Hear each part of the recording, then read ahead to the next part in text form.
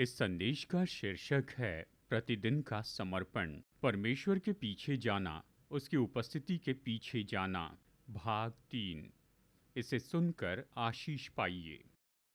ठीक है, तो आज हम अपने संदेश के आखिरी भाग में हैं जो प्रतिदिन के समर्पण पर है।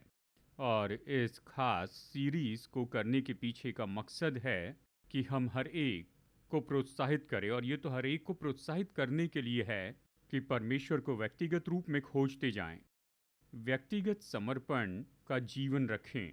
हम में से कुछ लोग इसे पहले से ही कर रहे हैं और ये आपके लिए निश्चय प्रोत्साहन की बात होगी, लेकिन हम में से कुछ लोग जो इसमें निरंतर नहीं बने हैं, आशा है कि इन 3 संदेशों ने आपकी किसी तरह से मदद की है कि किसी तरह से आप समर्पण के उस जीवन में आ जाए। और जल्दी से मैं सारांश बताऊंगा। पिछले 2 रविवार में हमने देखा, और फिर आज का ये अंतिम संदेश बताऊंगा जैसे प्रतिदिन के समर्पण की बात करते हैं। अब इन संदेशों की सीरीज के पहले भाग में हमने बात की प्रतिदिन का समर्पण, इसे कैसे करें। हमने बहुत ही सरल बात बताने की कोशिश की है जो हम सब उपयोग कर सकते हैं अपने व्यक्तिगत जीवन में, कि हम पाए या बनाए रखें परमेश्वर के सामने प्रतिदिन का समर्पण या समर्पण का जीवन। हमने बताया हम 3 काम कर सकते हैं हमारे प्रार्थना के समय में, और फिर हमने बताया ऐसे 3 काम जो हम प्रभु के वचन के समय में कर सकते हैं, कैसे वचन में समय बिताते जाएं। और जैसे मैंने संदेश में कहा कि ये 10 आज्ञाएं नहीं हैं, ये ऐसे पत्थर पर की लकीर नहीं कि आपको बस यही करना चाहिए। नहीं, ऐसी बातें हैं जो हमने बताई जिनका हम अपने जीवन में उपयोग करते हैं, हम इन्हें उपयोगी पाते हैं, और आप भी ऐसा कर सकते हैं या इसके जैसे कुछ कर सकते हैं। ठीक है, तो हमने बात की कैसे जब हम प्रार्थना करते हैं तो अंगीकार करते हैं, अपने हृदय को प्रभु के सामने अपनी चिंताएं प्रभु पर डालते हैं। हमने बताया कैसे परमेश्वर को धन्यवाद देते हैं, धन्यवाद देने और आराधना में हम जुड़ते हैं और स्तुति, और साथ ही हमने चर्चा की हम प्रार्थना करते हैं अन्य भाषा में, आत्मा में प्रार्थना करते, हम मध्यस्थी करते हैं, प्रार्थना में जुड़ते हैं। और फिर जब आप वचन में समय बिताते हैं, हमने आपको बताया परमेश्वर के वचन का अंगीकार करना। हमने कहा परमेश्वर के वचन को याद करना, उस पर मनन करना, वचनों को याद कर लें, और बताया बाइबल पढ़ते समय इस पर मनन करना। तो जब आप बाइबल पढ़ते हैं तो उस पर मनन कीजिए, जल्दबाजी में एक बड़ा वचन भाग मत पढ़िए। हम आपको प्रोत्साहित करते हैं कि जो खा रहे हैं उसे चबा कर खाएं और बस उसे पचाते जाएं। पिछले रविवार जब जीन ने सेवकाई की, उन्होंने महत्वपूर्ण बात बताई और उन्होंने इस बात पर जोर दिया कि हमारे प्रतिदिन के समर्पण का जीवन केवल वो समय नहीं जो आप अपने घर में अपने कमरे में परमेश्वर के साथ बिताते हैं, आपके प्रार्थना के कमरे में, ये केवल उतना ही नहीं है, ये महत्वपूर्ण है, ये बुनियादी है, लेकिन हमारे समर्पण का जीवन तो पूरा दिन भर चलता है। आपका पूरा दिन तो आपका परमेश्वर के लिए समर्पण दिखाने की बात है, और हमारे समर्पण का जीवन प्रकट होता है एक समर्पित जीवन शैली के द्वारा। मतलब हम जो कुछ भी करते हैं उस पूरे दिन भर ये परमेश्वर के आदर के लिए, ये परमेश्वर के लिए समर्पित है। और साथ ही हमने कहा कि परमेश्वर की उपस्थिति में बने रहने का काम है। मतलब हम इस सचेतता के साथ ये जानते हुए चलते हैं कि परमेश्वर हमेशा हमारे साथ में हैं। तो हमारा प्रतिदिन का समर्पण, ये परमेश्वर के साथ एकांत में समय बिताना ही नहीं, वो तो महत्वपूर्ण है, पर ये दिन भर भी बना रहता है। पूरे दिन भर आप कैसे जीवन जीते हैं, ये हमारा परमेश्वर के लिए समर्पण को प्रकट करता। तो उस रविवार को हमने ये सब देखा। क्या आप समझ गए हैं? तो आज जैसे हम इस संदेश की श्रृंखला खत्म करेंगे, प्रतिदिन के समर्पण पर बात करेंगे, मैं चाहता हूं हम अपने हृदय में ये एक बात रखें कि प्रतिदिन के समर्पण का लक्ष्य है प्रतिदिन के समर्पण की जीवन शैली का, यही कि उसे नज़दीकी रूप में जाने और उसे पूरी तरह से महिमा दे। यही उसका उद्देश्य है। तो हमारे प्रतिदिन का समर्पण का जीवन ऐसा नहीं, ठीक है प्रभु मैंने आज इसे किया तो आज मुझे आशीष देनी होगी और मैं अपने यानी हर रोज़ सुबह अपने ड्यूज़ नहीं चुकाता हूँ ये मुद्दा नहीं है। जानते हैं जैसे आत्मिक ड्यूज़ हैं, हमारे समर्पण का जीवन ऐसा नहीं कि ऐसा करना बहुत ही ज़रूरी है इसीलिए कि ये कर्तव्य है जो मुझे पूरा करना होगा, जो मेरे चर्च ने या जिस सिस्टम से मैं जुड़ा हूँ उन्होंने मुझ पर डाला है। नहीं नहीं, ये प्रतिदिन के समर्पण का जीवन जिसमें आप और मैं जुड़े हैं, हमारा पहला लक्ष्य ये है कि हम परमेश्वर को नज़दीकी रूप में जानें और उसे अपने जीवन में पूरी तरह से महिमा दे। बस यही। तो क्यों उसके पीछे जा रहे हैं? क्यों उसे जानना चाहते हैं? हम उसे जानना चाहते हैं, इसलिए हम समर्पण के इन सारे कामों में जुड़ रहे हैं, समर्पण के अनुशासन में जुड़ रहे हैं, क्योंकि प्रभु को नज़दीकी से जानना चाहते हैं और हम चाहते हैं परमेश्वर महिमा पाए हमारे जीवन में। बस यही। तो मैं इस पर कुछ विचार बताना चाहूँगा और मैं ये मान लेता हूँ कि ये संदेश फिर से दोहराना है और शायद मैंने इसे भूतकाल में कई बार बताया है और एक ख़ास दिन मैंने इसे देखा है। मैंने संदेश प्रचार किया रविवार के दिन 11 अगस्त 2019 में। ठीक है, क्योंकि हमारे सारे संदेश हमने जमा करके रखे हैं 2004 से, तो मैं हमेशा इसे बार बार देखता हूँ। तो मैंने ये पहले ही प्रचार किया और संदेशों को फिर से दोहराना तो अच्छी बात है। कई बार संदेश को बहुत ही अच्छे से बताने के लिए उसे 100 बार दोहराना पड़ता है ताकि लोग इसे अच्छे से समझ ले। तो ये दो कारण हैं कि हम संदेशों को क्यों दोहराते हैं, कुछ भी हो। तो बात तो ये है कि जो आज मैं बता रहा हूँ ये नई बात नहीं है, इसे हमने पहले भी कई बार बताया है, पर हमें याद दिलाया जाना चाहिए। हमें याद दिलाया जाना चाहिए, हमें उकसाया जाना चाहिए और हमें प्रोत्साहित किया जाना चाहिए कि परमेश्वर को खोजें। तो देखिए, बात तो बिल्कुल स्पष्ट है। उसे नज़दीकी से जानने के लिए आपको उसके पीछे जाना होगा। उसे जानने के लिए आपको उसके पीछे जाना होगा। तो आइए एक साथ कहते हैं, उसे जानने के लिए हमें उसके पीछे जाना होगा। परमेश्वर ने इसे इस तरह से रखा, यिर्मयाह 29:13 में उसने कहा, तुम मुझे ढूंढोगे और पाओगे भी, क्योंकि तुम अपने संपूर्ण मन से मेरे पास आओगे। दूसरे शब्दों में कहा, यदि तुम मुझे ढूंढोगे तो तुम पाओगे। प्रभु को लुका छिपी खेलना पसंद है। देखिए, अगर आप ये सोचते हैं कि परमेश्वर आपसे छिप रहे हैं, कहे तो आपसे छिप रहे हैं, पता नहीं परमेश्वर आप कहाँ पर हैं, मैं आपको ढूंढ रहा हूँ, आप कहाँ छिपे हैं। अगर ऐसे दिखाई देता है कि परमेश्वर आपसे छिप रहे हैं, तो वो बस यही करने की कोशिश कर रहे हैं कि आप उसे ढूंढने लगें। वो कह रहे हैं कि सुनो, मैं चाहता हूं तुम मुझे खोजो, मैं चाहता हूं मेरे पीछे आओ। तो परमेश्वर इसलिए आपसे नहीं छिप रहे हैं कि वो आपसे दूर रहें, पर वो इसलिए छिप रहे हैं कि आपको अपने पास में लेकर आएं। आमीन। तो जब भी आप महसूस करें कि परमेश्वर कहाँ है, तो ये मत सोचिए कि वो आपके जीवन से गायब हो गए हैं और कहते हैं बाय बाय। नहीं, अगर आप ऐसा महसूस करते हैं कि वो कहाँ है, ये उसका कहने का तरीका है, मैं चाहता हूं तुम मुझे खोजो, मैं चाहता हूं तुम मेरे पीछे आओ, क्योंकि जब हम उसे ढूंढते हैं तो उसे पाते हैं। देखिए, कई बार हम सोचने का उल्टा तरीका ले लेते हैं कि परमेश्वर मेरे पीछे आए।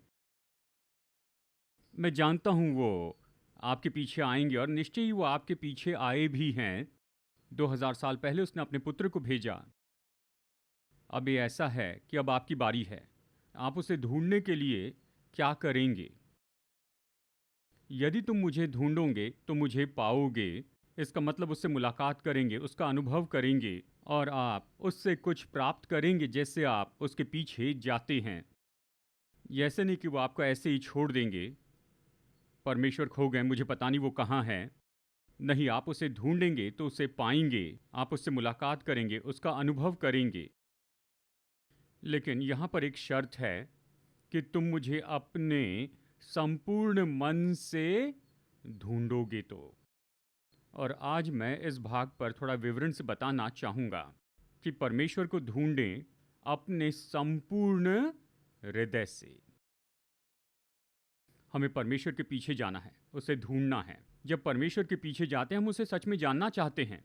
हम जानना चाहते हैं वो कौन है, हम उसके हृदय को जानना चाहते हैं, वो क्या महसूस करते हैं, वो क्या चाहते हैं, कौन सी बातें उसे पसंद हैं, कौन सी बातें पसंद नहीं। हम उसकी योजना, उसके मार्गों को जानना चाहते हैं ताकि हम उसके साथ चल सके। हम उसकी सामर्थ को जानना चाहते हैं। हम जानना चाहते परमेश्वर कितने बड़े और सामर्थी हैं। जब हम जीवन में कुछ बातों का सामना करते हैं, हम जानते हैं कि हमारे परमेश्वर ये बड़े महान और सामर्थी हैं, जिन बातों का हम सामना करते हैं उससे। आमेन। तो हम उसे जानना चाहते हैं नज़दीकी से, परंतु उसे जानने के लिए हमें उसके पीछे जाना होगा। मैं यहाँ पर कुछ ऐसे सरल विचार बताना चाहता हूँ जो हमारी मदद करेंगे, हमें प्रोत्साहित करेंगे कि कैसे परमेश्वर के पीछे जाए, कैसे उसके पीछे जाए ताकि हम उससे मुलाकात कर सके। नंबर 1, उसे नज़दीकी से जानने के लिए हमें जिज्ञासा से उसके पीछे जाना होगा। चलिए एक साथ कहते हैं, परमेश्वर को नज़दीकी से जानने के लिए मुझे जिज्ञासा से उसके पीछे जाना होगा। हमारी मदद करता है कि जिज्ञासा दिखाए। परमेश्वर को नज़दीकी से जानने के लिए हमें जिज्ञासा से उसके पीछे जाना होगा। अब हम कैसे जानते हैं, कैसे इसे समझा सकते हैं, कैसे इसे बता सकते हैं, हम उपयोग कर सकते हैं। कुछ समानार्थी शब्दों का कह सकते हैं कि आपके पास होना चाहिए जिज्ञासा और उत्साह होना चाहिए। जब आप परमेश्वर के पीछे जाते हैं, परमेश्वर के पीछे चलते हुए कुछ ऊर्जा रखनी चाहिए। मैं सोचता हूँ ये छोटी कहानी आपकी मदद करेगी। ज़रा सोचिए, छोटा बच्चा अपने क्लासरूम में है, ये भूगोल की क्लास है या इतिहास की क्लास है, और वो क्लास में बैठा है लेकिन बहुत बोर हो चुका है। जो भी सिखाया जा रहा है उससे बिल्कुल दूर है, डेस्क पर ऐसे झपकी ले रहा है, मुश्किल से बैठ पा रहा है, बेल बजने की राह देख रहा है, और टीचर जो कुछ भी कह रहे हैं वो सब बस ऐसे ऊपर से जा रहा है। यहाँ पर कुछ भी नहीं जा रहा है, वो तो पूरी तरह से नींद में है, लेकिन वो क्लास में है। लेकिन जिस पल बेल बजती है वो बिल्कुल जाग जाता है, अपना फुटबॉल उठाकर बिल्कुल मैदान में पहुंच जाता है। आप कहेंगे, सुनो, 2 मिनट पहले तुम क्लास में झपकी ले रहे थे, ये तो अभी ऊर्जा से भरा हुआ है, जीवन से भरा हुआ है, मैदान में खेलने को उत्सुक है। ये भूगोल और इतिहास के शिक्षकों के विरुद्ध में बोलने की बात नहीं है, लेकिन बात तो ये है उसमें जिज्ञासा है उसके लिए, इसके लिए नहीं। वो बोर हो गया था क्लास के लेसन से, वो जुड़ नहीं रहा था, लेकिन बाहर जाकर जब खेल खेलने की बात आती है तो वो तो जिज्ञासा से भरा है। ज़रा सोचिए, आप और मैं बाइबल के सामने बैठे हैं, ये कैसे है? क्या ये केवल काम है या फिर जिज्ञासा है? आप अपने सामने बाइबल रखते हैं, ऐसे समय क्या आप सोचते हैं, ओ मैं तो सो जाऊंगा, या आप तो उत्साह से भरे हुए हैं, परमेश्वर आज मुझसे कुछ बात करने वाले हैं। शायद कुछ सवाल होंगे, शायद आप कुछ चुनौतियों का सामना कर रहे हैं, शायद ऐसी उलझी हुई परिस्थिति है और आपको बुद्धि की ज़रूरत है कि क्या करें, इसके बारे में सोचें। और इसके बीच में जब आप अपने सामने बाइबल रखते हैं, ये तो ऐसा उत्साह होना चाहिए कि सर्वशक्तिमान परमेश्वर मुझसे बात करेंगे। वहाँ उस परिस्थिति में ये जिज्ञासा है। आमेन। इसका मतलब आप जिज्ञासा से भरे हैं परमेश्वर को खोजने के बारे में, उसे नज़दीकी से जानने के लिए हमें उसे ढूंढना होगा जिज्ञासा के साथ। भजनकार इस तरह कहता है, भजन संहिता 63 वचन 1 से 3 में कहता है, परमेश्वर तू मेरा परमेश्वर है, मैं तुझे यत्न से ढूंढूंगा, सूखी और निर्जल उसर भूमि पर मेरा मन तेरा प्यासा है, मेरा शरीर तेरा अति अभिलाषी है। इस प्रकार से मैंने पवित्र स्थान में तुझ पर दृष्टि की कि तेरी सामर्थ और महिमा को देखूं, क्योंकि तेरी करुणा जीवन से भी उत्तम है, मैं तेरी प्रशंसा करूंगा। अब भजनकार उसकी परमेश्वर को खोजने की तुलना कर रहा है उसके साथ जो कि बहुत ही प्यासा है, और फिर उसकी प्यास बुझाई जाती है। आपने और मैंने स्वाभाविक में इसका अनुभव किया है, जानते हैं, अगर आप सच में बहुत प्यासे हैं और फिर जब आप ग्लास भर पानी पीते हैं, कैसे महसूस करते? वाह, तरोताज़ा हो गया। और भजनकार यही तो कह रहा है, उसके लिए परमेश्वर को खोजना ऐसा है जैसे मानो मेरी प्यास बुझाई गई है। आमेन। ये प्रकट करता है वो परमेश्वर के लिए कितनी जिज्ञासा रखता था, और जब परमेश्वर से मुलाकात करता है तो क्या अनुभव पाता है। दूसरी बात हम यहाँ पर कह सकते हैं, परमेश्वर को खोजने के बारे में, उसे नज़दीकी से जानने के लिए हमें उसके पीछे जाना होगा अपने पूरे हृदय के साथ। तो चलिए एक साथ इसे कहते हैं, परमेश्वर को नज़दीकी से जानने के लिए मुझे उसके पीछे पूरे हृदय से जाना चाहिए। देखिए, परमेश्वर चाहते हैं कि हम अपने पूरे हृदय से उसके पीछे चले जाएं। वो चाहते हैं जो हमें मिला उसे लेकर हम उसके पीछे चले, आत्मा, प्राण, शरीर सब कुछ उसमें रखे, पूरे हृदय से उसके पीछे चले। इसका मतलब, परमेश्वर आप मेरे लिए सबसे महत्वपूर्ण हैं और मैं आपके पीछे आता हूं। मेरे पास जो भी है उसके साथ मैं उसे यहां रखता हूं और आपके पीछे आता हूं पूरे हृदय के साथ। और इसका उल्टा तो अवश्य ही अधूरे दिल से है। जानते हैं, मैं प्रार्थना कर रहा हूं लेकिन सच में इसमें जुड़ा नहीं हूं। ये 15 मिनट कब खत्म होने वाले हैं। मैं जानता हूं, मैं इसमें से होकर गया हूं। शुरू के दिनों में प्रार्थना कैसे करें समझने की कोशिश कर रहा था। यानी प्रार्थना करते थे इस तरह ताकि बार बार समय को देख सके लेकिन परमेश्वर हमें चाहते, उसने इस तरह से रखा है मत्ती में और मरकुस 12:29 और 30 में कहा, आज्ञाओं में ये मुख्य है, तू प्रभु अपने परमेश्वर से अपने सारे मन से, सारे प्राण से और सारी बुद्धि से और अपने सारी शक्ति से प्रेम रखना। यानी अपने व्यक्तित्व के हर भाग से। ये तो परमेश्वर से प्रेम करना है, ये तो उसे पुकारना है, ये कहना है कि परमेश्वर मेरे व्यक्तित्व का हर एक भाग यह आपके लिए समर्पित है, मेरे व्यक्तित्व का हर एक भाग आपके लिए है। उसने कहा यही तो सबसे बड़ी आज्ञा है कि परमेश्वर से प्रेम रखें अपने पूरे मन, प्राण, बुद्धि और शक्ति से। तो आप उसे खोजते हैं पूरे हृदय से। प्रभु, मैं अपने आप को पूरी तरह से आपके पास लाता हूं कि आपको खोजूं। आमीन। लेकिन इस तरह से खोजना यही तो हमें योग्य बनाएगी कि उसे नज़दीकी से जान ले, कि उससे मुलाकात करे। क्योंकि प्रभु ने कहा, यिर्मयाह 29:13 फिर से दोहरा रहा हूँ, तुम मुझे ढूंढोगे और पाओगे भी, क्योंकि तुम अपने संपूर्ण मन से मेरे पास आओगे। संपूर्ण मन से, पूरे मन से। प्रभु, मेरा संपूर्ण मन आपके पीछे आता है, अपने पूरे मन से आपको खोजता हूं। आमीन। तो आज आप परमेश्वर को कैसे खोज रहे हैं? आप कहां पर है? प्रभु को खोजने का टेम्परेचर नापना है। आपकी आत्मा में थर्मामीटर लगा दें, क्या ये फ्रोजन आएगा? तुम्हारा प्रेम ठंडा हो गया, यीशु ने कहा, सुनो ये तो ठंडा हो गया। या ये कहेगा कि देखो ये गर्म है, ये तो 100 के पास है।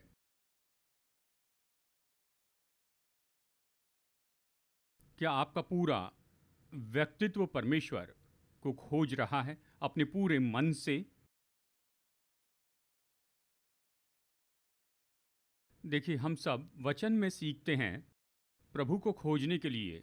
यदि हमें परमेश्वर को नज़दीकी से जानना है, हमें मकसद के साथ उसके पीछे जाना है। तो चलिए एक साथ इसे कहते हैं, उसे नज़दीकी से जानने के लिए मुझे मकसद के साथ उसके पीछे जाना होगा। मकसद के साथ मतलब हम केवल उसी पर गौर कर रहे हैं, ठीक है? यानी हमारा पूरा ध्यान केवल उसी पर लगा है। पूरा ध्यान लगा है, पूरा ध्यान लगा है, बिल्कुल ध्यान कहीं भटका नहीं। जब हम परमेश्वर को खोजने के उस समय में आते हैं, चाहे आप बाइबल पढ़ रहे हैं या प्रार्थना कर रहे हैं या आराधना कर रहे हैं, आप उसे खोजते हैं पूरे न भटके हुए ध्यान से। अब ये तो हमारे लिए बहुत मुश्किल होता है क्योंकि हमारे प्यारे मित्र सेलफोन साथ होते हैं जो हर जगह हमारे साथ में आते हैं। और जिस पल आप ये सोचते हैं कि आप परमेश्वर के साथ में जुड़ रहे हैं, डिडिंग, जानते हैं या मुझे मैसेज चेक करना है या कोई कॉल आया है, तो देखिए ये बहुत ही मुश्किल दिखाई देता है कि परमेश्वर की ओर ध्यान भटकाए बिना देखते चले जाएं, क्योंकि हमारे आसपास ये सारी बातें हैं, लेकिन यही तो वो बात है। प्रभु कहते हैं, मैं तुमसे ये चाहता हूं, यदि तुम मुझे नज़दीकी से जानना चाहते हो। उसे नज़दीकी से जानने के लिए हमें मकसद के साथ उसके पीछे जाना चाहिए। दाऊद ने इस तरह से कहा, हम इस वचन से परिचित है, भजन संहिता 27 वचन 4। दाऊद ने कहा, एक वर मैंने यहोवा से मांगा है, उसी के यत्न में लगा रहूंगा, जिससे यहोवा की मनोहरता पर दृष्टि लगाए रहूं।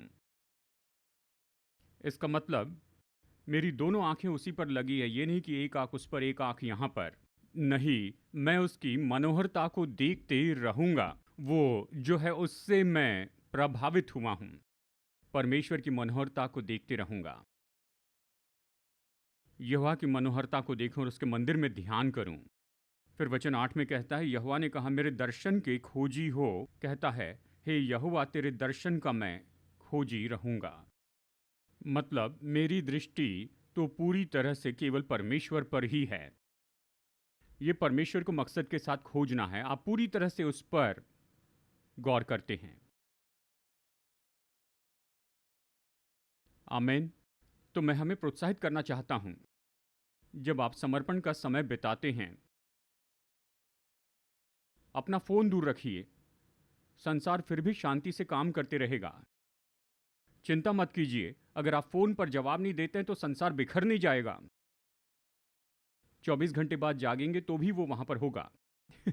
चिंता मत कीजिए, बस उसे खोजिए। कहिए, प्रभु, मैं आपको खोजूंगा। क्योंकि उसे नज़दीकी से जानने के लिए हमें मकसद के साथ में उसके पीछे चलना होगा, ध्यान भटकने नहीं देना होगा। आमीन। तो ऐसा कीजिए, जिज्ञासा से उसके पीछे चले, पूरे हृदय से उसके पीछे चले, मकसद के साथ उसके पीछे चले। ऐसा कीजिए, पूरा ध्यान प्रभु पर रखें। अगर आप 10 वचन पढ़ने वाले हैं, ठीक है, आपने 50 मिनट अलग कर रखे हैं या 30 मिनट, जो भी समय निश्चित किया है, वो समय ध्यान भटकाए बिना हम दें परमेश्वर को, ध्यान भटकाए बिना। चौथी बात, हम वचन में देखते हैं कि कैसे परमेश्वर के पीछे चले। उसे नज़दीकी से जानने के लिए हमें ईमानदारी से उसके पीछे चलना होगा।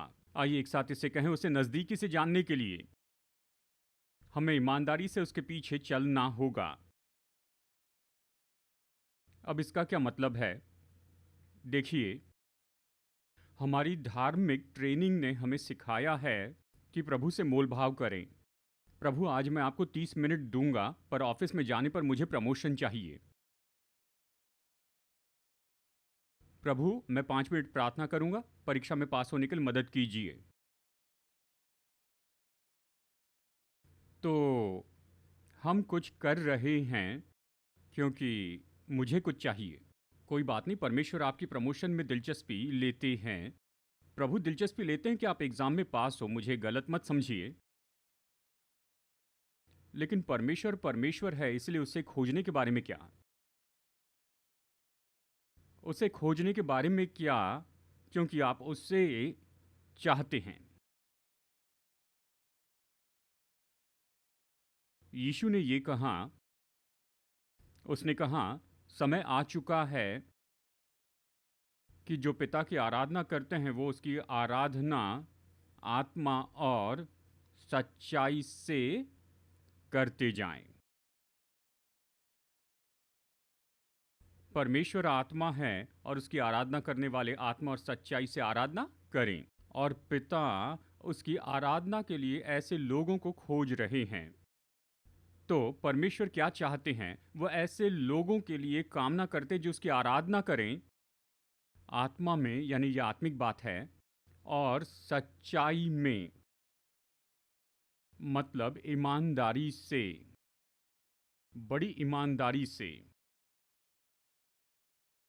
यानी प्रभु मैं आपकी आराधना करूँगा ताकि आप मुझे कुछ देंगे, मुझे ये देंगे या वो देंगे।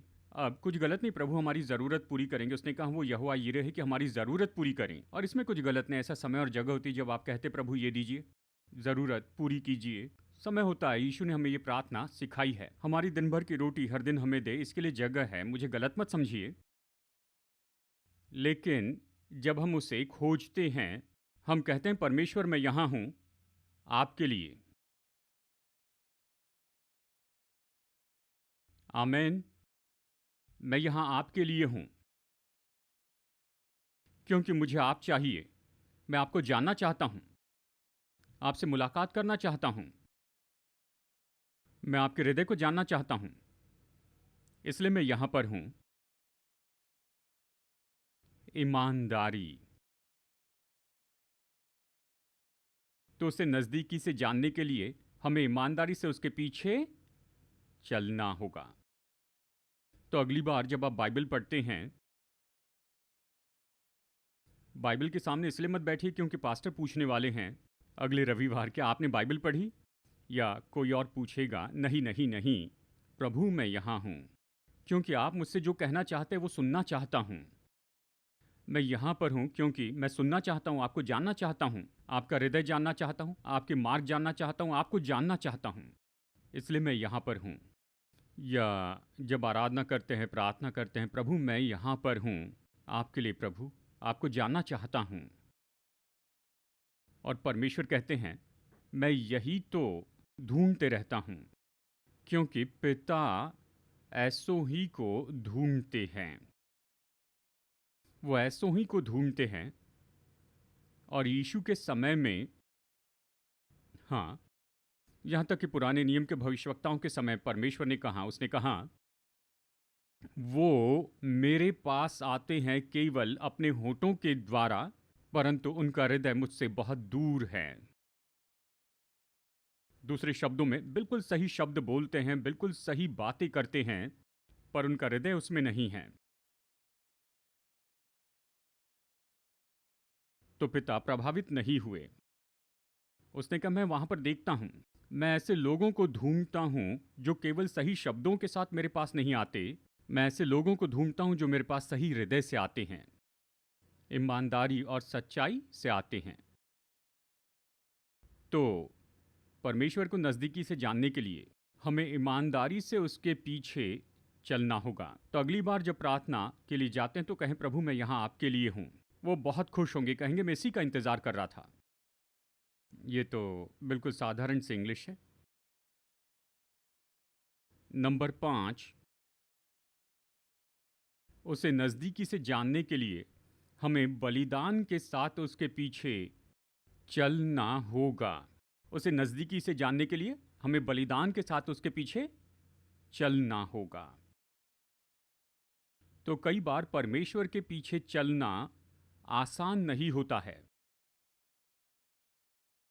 और इसके लिए बहुत अच्छा उदाहरण है। ये तो देखिए स्वयं यीशु की सेवकाई में हुआ था।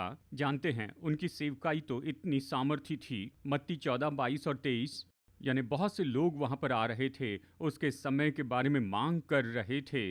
उसे बहुत से लोगों के लिए प्रार्थना करनी थी, बहुतों को प्रचार करना था। उसके अपने चेले आसपास में थे। ये दिलचस्प है, जब आप यीशु की सेवकाई को देखते हैं, समय समय पर उसने भीड़ को विदा किया और उसने अपने चेलों को भी विदा किया। मत्ती 14, 22 और 23 तो इसका एक उदाहरण है, ताकि वो एकांत में जा सके कि पिता के साथ में हो। तो आप और मैं क्या दूर कर सकते हैं कि परमेश्वर के साथ एकांत में चले जाएं? ये वो बलिदान है जो आप और मैं चढ़ाते हैं। जानते हैं कई बार ये हो सकता है हमारा काम, हमारे मित्र, हमारा सोशल नेटवर्क, शायद आपके सारे दोस्त फिल्म देखने जा रहे हैं। इसमें कुछ गलत नहीं, फिल्म देखनी है तो आप फिल्म देखिए, लेकिन शायद आपके पास केवल वही खाली समय रहा है और आप परमेश्वर के साथ समय बिताना चाहते थे। तो अब ये आपके लिए चुनाव आ चुका है, क्या मैं बैठकर 2 घंटे फिल्म देखूं या वो 2 घंटे परमेश्वर को दे दूं। आप 2 घंटे बैठकर फिल्म देख रहे हैं, इसमें कुछ गलत नहीं, परमेश्वर ऐसे मर नहीं जाएंगे। मैं ये कह रहा हूं, आप चुनाव कीजिए। शायद आपके पास में केवल यही खाली समय है। इसके बजाय कि दोस्तों के साथ बैठकर फिल्म देखें, जो आप कर सकते हैं, आप कह सकते हैं, सुनो मेरी एक अपॉइंटमेंट है इसी समय में। कौन सी अपॉइंटमेंट? सुनो मेरी एक अपॉइंटमेंट है, और आपके लिए वो अपॉइंटमेंट है परमेश्वर के साथ में।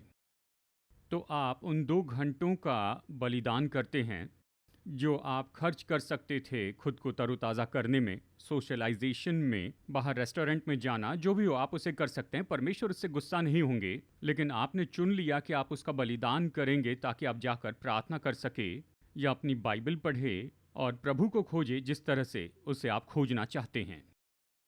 जानते हैं, स्वर्ग के परमेश्वर बलिदान को देखते हैं, वो उस बलिदान को देखते हैं। क्या आप समझ रहे हैं? आप अपनी इच्छा से इस बलिदान को करते हैं। ये ऐसा नहीं कि जिब्राइल स्वर्गदूत ने आकर कहा कि आज फिल्म देखने की रात का तुम्हें बलिदान करना है। नहीं, स्वर्गदूत को आपको आकर ये बताने की ज़रूरत नहीं, ये तो आप खुद चुनाव करते हैं। पर वो चुनते हैं कि उस समय का बलिदान करे ताकि परमेश्वर के पास जाकर कहें, प्रभु मैं यहाँ हूँ, मैं आपसे प्रार्थना करना चाहता हूँ, आपके वचन में समय बिताना चाहता हूँ पिता, या वचन प्रचार सुनना चाहता हूँ। चाहे जो भी हो, जो आप चाहते हैं, आप प्रभु के सामने जाइए, समय का बलिदान कीजिए और परमेश्वर को खोजते जाइए। और ये बलिदान के साथ में परमेश्वर को खोजना, ये मदद करेगा आपकी और मेरी कि उसे नज़दीकी रूप में जान ले। आमीन। उसे जानना होगा। यह आपका प्रतिफल है, जैसे आप बलिदान करते हैं कि प्रभु को जाने। प्रेरित पौलुस ने इस तरह से लिखा और कहा, ये फिलिपियों अध्याय 3 में है। उसने कहा, परंतु जो जो बातें मेरे लाभ की थीं, उन्हीं को मैंने मसीह के कारण हानि समझ लिया है। एक अनुवाद कहता है कि मैं मसीह को जान पाऊं, कि मैं उसे जान पाऊं। जो बातें मेरी लाभ की थी, मैंने उन्हें जाने दिया, क्योंकि मैं चाहता था मेरे लिए कुछ बड़ा और बेहतर, जो कि मेरे लिए बहुत ही मूल्यवान है, और वो है कि मैं उससे जानूं, कि यीशु को जानूं। आमेन। तो यह बलिदान है जो मैं पा सकता था, जिससे मुझे लाभ मिलना था। मैं उसे जाने देता हूँ, क्योंकि मैं किसी बात के पीछे हूँ, और जिसके पीछे मैं जाता हूँ वो बस यही है कि यीशु को जानूं, कि उसे जानूं।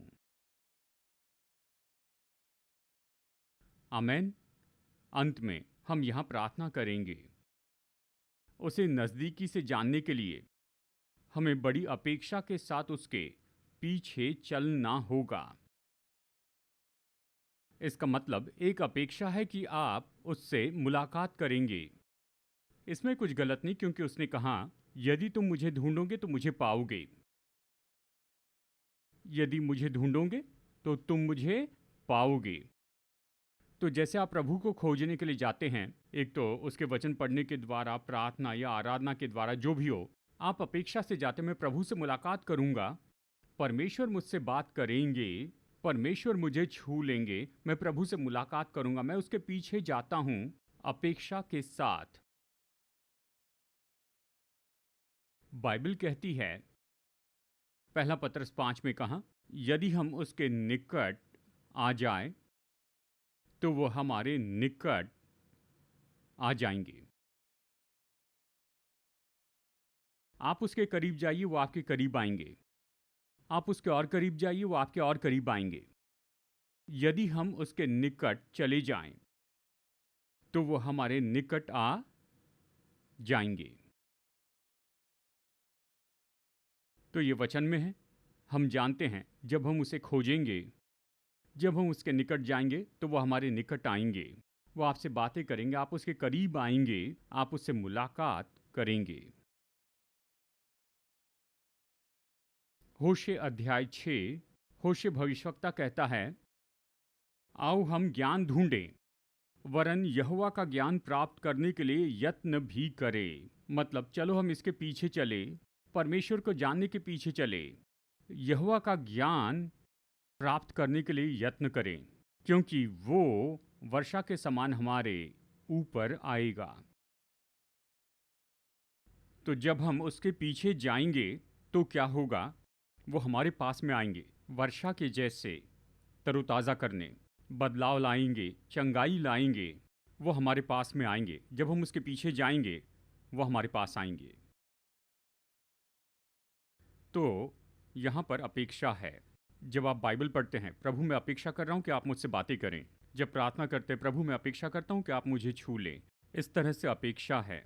मैं प्रभु से मुलाकात करूँगा, वो कुछ करेंगे, मुझे छू लेंगे। तो चलिए एक साथ रखते हैं और इसे एक वाक्य में रखते हैं। उससे नज़दीकी से जानने के लिए हमें जिज्ञासा से उसके पीछे जाना होगा, पूरे हृदय से, मकसद के साथ, ईमानदारी से, बलिदान के साथ और अपेक्षा के साथ। आइए इसे एक साथ कहते हैं। जिज्ञासा से उसके पीछे जाना है, पूरे हृदय से, मकसद के साथ, ईमानदारी से, बलिदान के साथ और अपेक्षा करते हुए। इस तरह से उसके पीछे चलें और आप उसे नज़दीकी से जान पाएंगे। और उस नज़दीकी की जगह से सब बहता है, जीवन बहता है, सेवकाई के लिए फलवंत होना आता है, जीवन के लिए बल आता है। परमेश्वर के साथ उस नज़दीकी की जगह से ही सब कुछ आता है। आमीन। अब ये केवल साइड नोट है। 11 दिन पहले, यानी ये बात तो है एसबर यूनिवर्सिटी की, बुधवार के दिन 8 फरवरी को 10 बजे की चैपल सभा थी। लगभग 30 विद्यार्थी अपनी चैपल सर्विस के लिए जमा हुए थे और सोचता हूँ दिन के लिए तैयार हो रहे थे। और कुछ हो गया। परमेश्वर का आत्मा उन पर उतर आया और वो बस प्रार्थना और आराधना में बने रहें। और इस तरह विद्यार्थियों की संख्या बढ़ती गई, वो ऑडिटोरियम भर गया। आराधना और प्रार्थना और प्रभु को खोजना निरंतर चल रहा है, बिना रुके। 8 फरवरी से इस समय तक, जबकि हम यहाँ बात कर रहे हैं, उस ऑडिटोरियम में सारे विद्यार्थी हैं। शायद आप में से कुछ लोगों ने वहाँ के वीडियो देखे होंगे। बस विद्यार्थी प्रभु को खोज रहे हैं और अवश्य ही विजिटर्स आ रहे हैं। और जो टर्मिनोलॉजी से परिचित लोग हैं, लोग इसे कह रहे हैं रिवाइवल, विजिटेशन, परमेश्वर का चलन। और ये सब सच है, क्योंकि हम उत्पादन नहीं कर सकते इस तरह से परमेश्वर को खोजने को। आप उत्पादन नहीं कर सकते। ज़रा सोचिए, विद्यार्थियों के समूह के बारे में सोचिए। इस तरह परमेश्वर को खोज रहे हैं।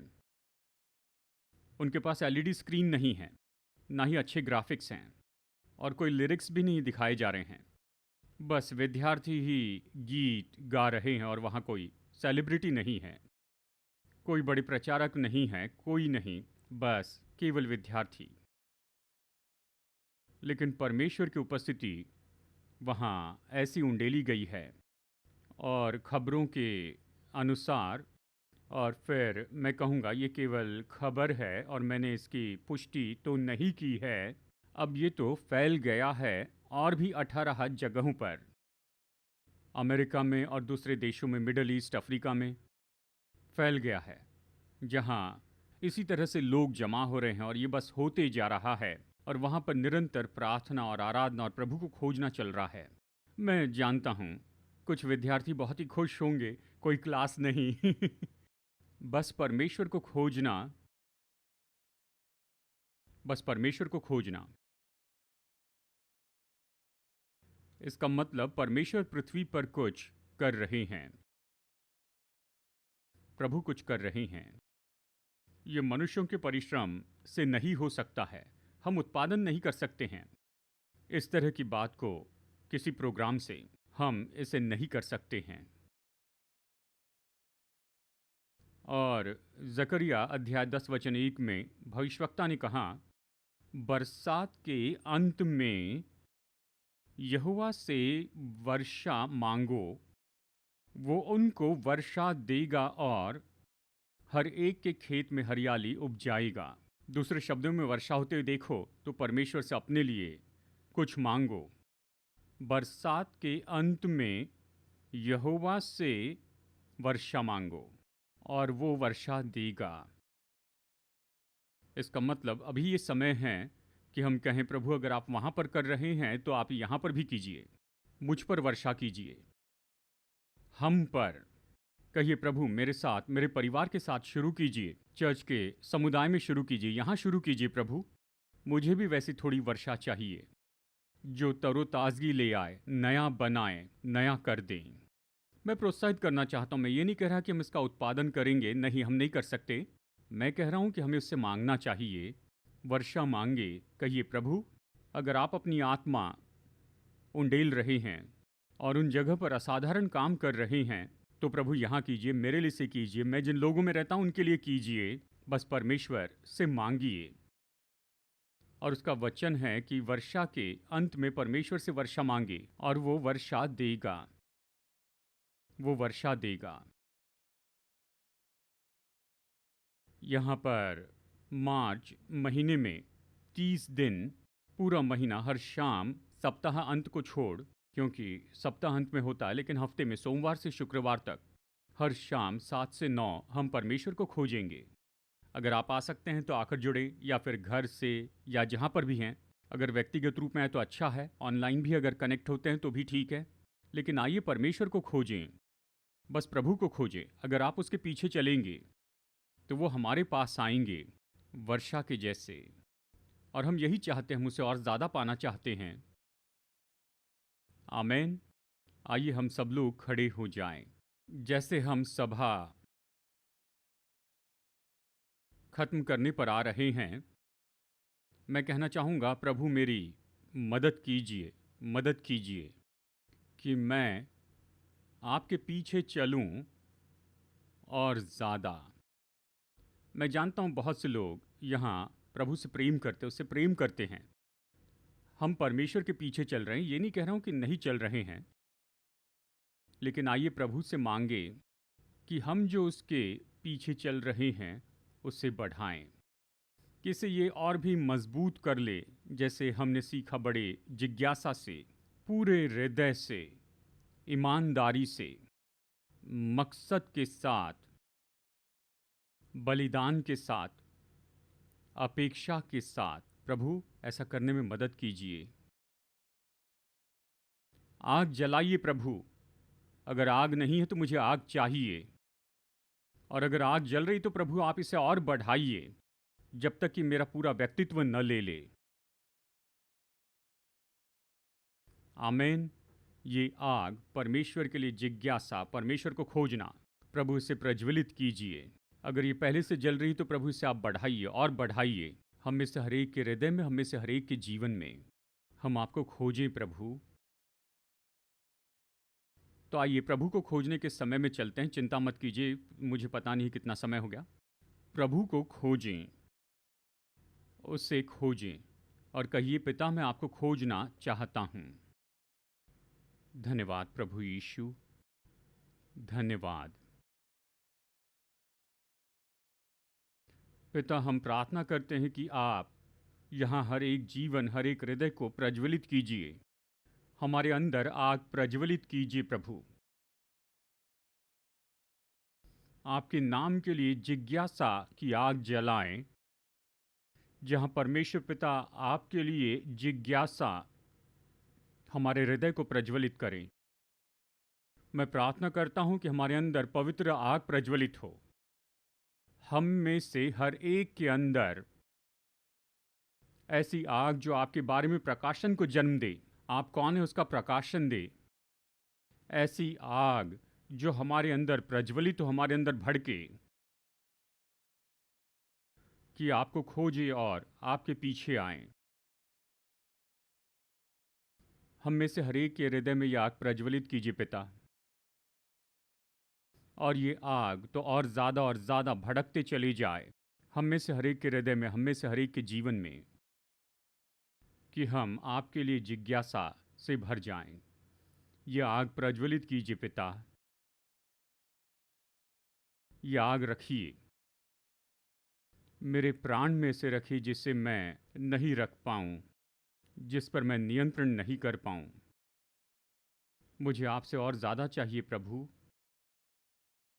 मैं आपसे और पाना चाहता हूं। ये आग तो और भी ज़्यादा प्रज्वलित होती चली जाएगी,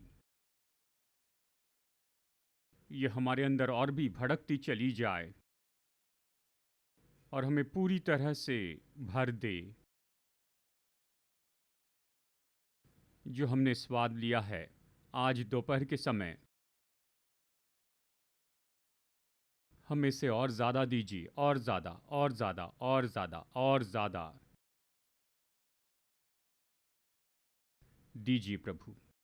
हमें और ज़्यादा के लिए भूखे और प्यासे कीजिए, कि आपके लिए और आपकी उपस्थिति के लिए, कि हम आपकी आराधना करें।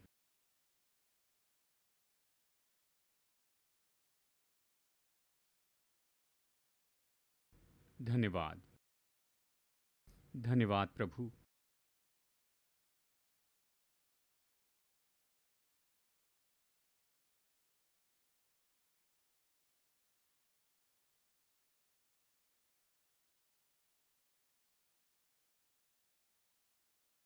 हम इस सभा को अभी यहीं पर ख़त्म करेंगे,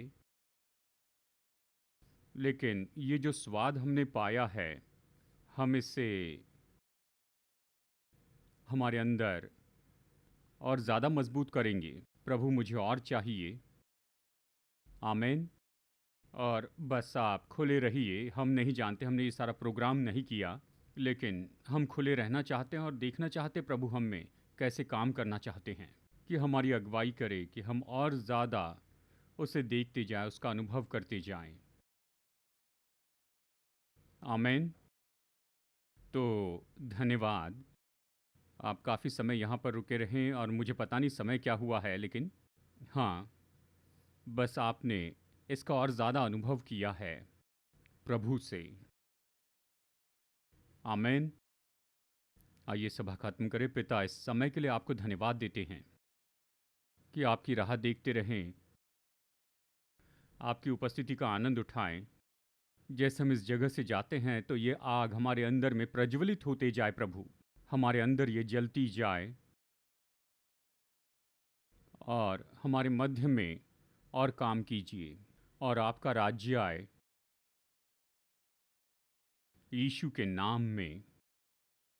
आमीन, आमीन। संदेश सुनने के लिए धन्यवाद। भरोसा करते हैं कि ये संदेश आपके लिए आशीष रहा। मुफ्त के स्रोत पाने के लिए, जिनमें हैं सरमन नोट्स और पब्लिकेशन, पाने के लिए विजिट करें apcwo.org पर। बेंगलुरु के एपीसी बाइबल कॉलेज की जानकारी पाने के लिए विजिट कीजिए apcbiblecollege.org पर। याद रखिए, all peoples church Bengaluru app download कीजिए एप्पल या गूगल प्ले स्टोर से।